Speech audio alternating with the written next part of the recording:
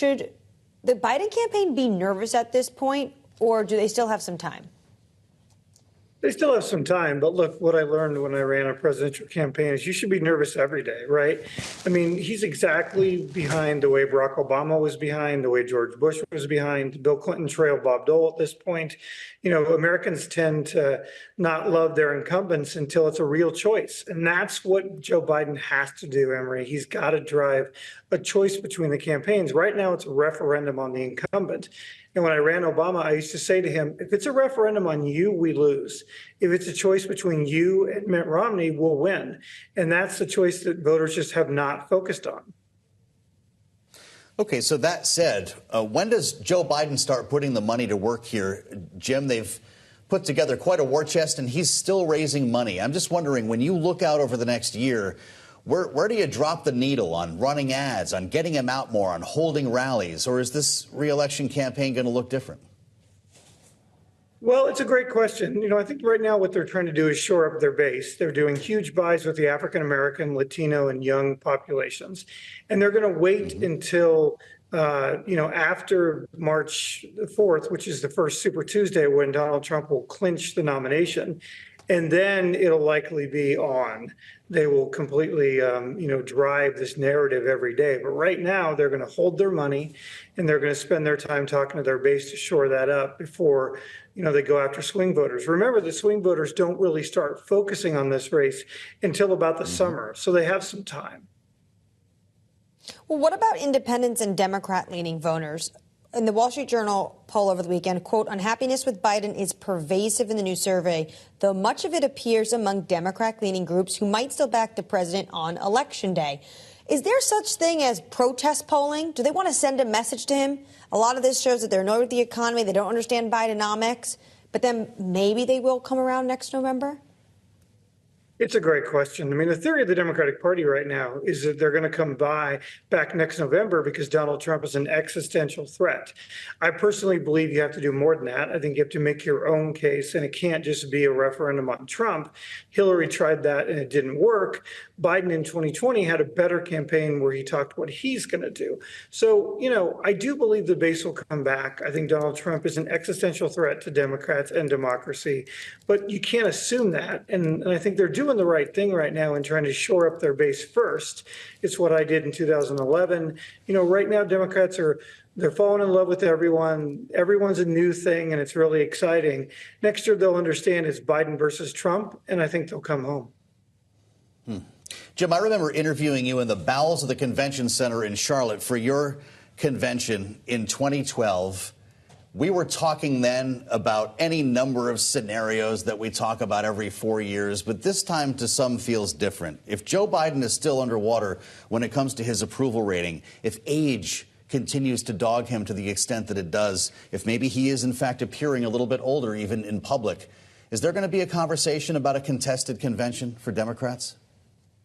No, because every president who's had a primary, George Bush and Jimmy Carter during your or my lifetime, has lost the general election. So there will be no fight about that. But I do think you're right about one thing, which is this is the smallest map in American presidential history. We're really down to 5, maybe 6 states that are truly in play.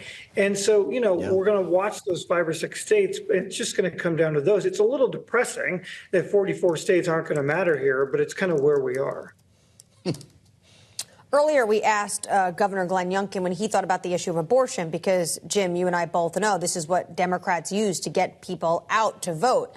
And it played an outsized role in the past election cycle with Virginia. Here's what he had to say when reflecting back on the Republican messaging.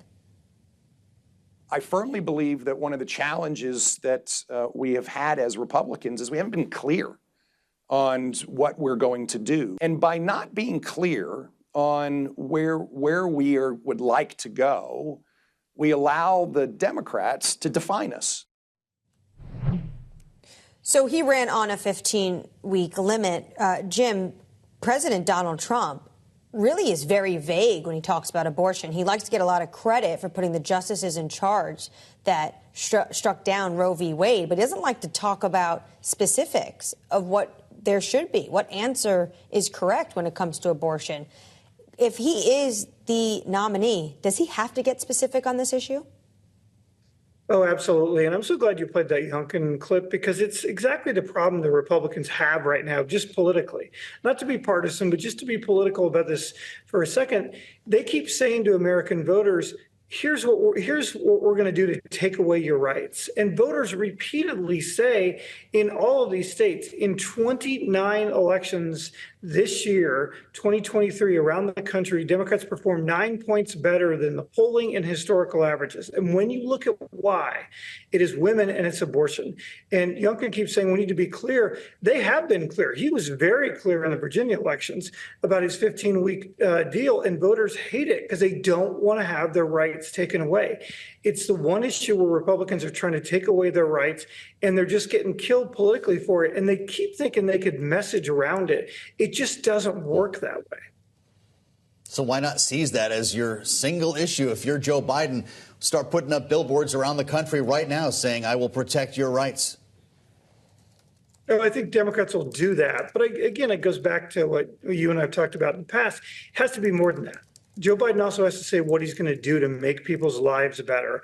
When I woke up, when I ran Obama's campaign at 2 o'clock in the morning, about once a month, Bill Clinton would call me up and say, all presidential elections are always a referendum on the future.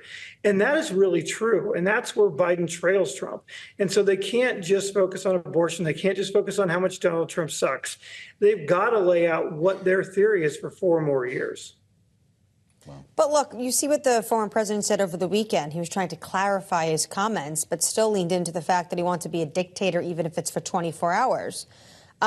Isn't that kind of the material the campaign would want to be harping on to show the electorate this is what is going to be potentially what we're up against in November?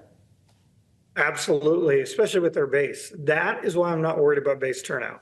That kind of stuff makes Democrats go to the moon. They're so angry.